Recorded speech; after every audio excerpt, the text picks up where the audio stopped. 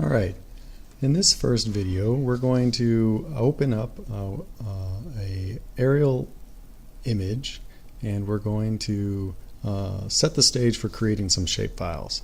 And so I've got ArcMap open here. I'm just going to say OK to all the defaults, and I'd like you to notice that if you look down in the corner, as you move your cursor around, it should say, you know, some numbers here in unknown units. That's because there's no spatial data with any kind of projection which has been brought in at this point.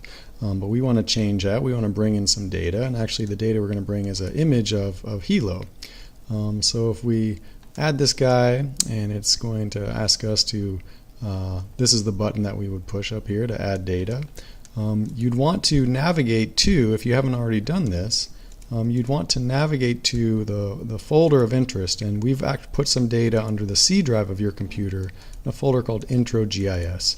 So if you say that, you should see this TIFF image here, which is a clip that I made of Hilo. And so it's brought it up. It looks pretty good. Actually, it looks a little bit dark to my eyes, but I do want to point out that now, if you look down in here in the corner, as you move your cursor around, it's got information here in meters, you know, some kind of coordinates in meters. And if we want to learn more about what that actually means, we can right click on the name of the file, go down to properties, and we can go to source.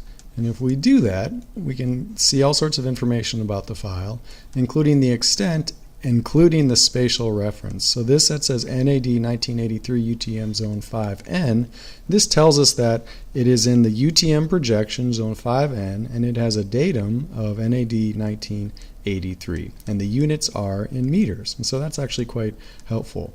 If we look at the image, to my eyes, it also looks a little bit dark, so I actually want to brighten it up a little bit. And we can do that by going to the Symbology tab under the layer properties here, going down to stretch, and changing from percent clip to, let's try standard deviations, and let's just leave the default right there. Let's say apply and OK, and we can see that this has started to brighten up a little bit. And we can zoom in on different areas. So this is the airport here. We can zoom in and we can see there's a plane down here. We can see all sorts of things. So we're setting the stage for additional videos where we're actually going to create some shape files. So we're going to digitize out some of these grassy areas and calculate some areas and shapes and work from there.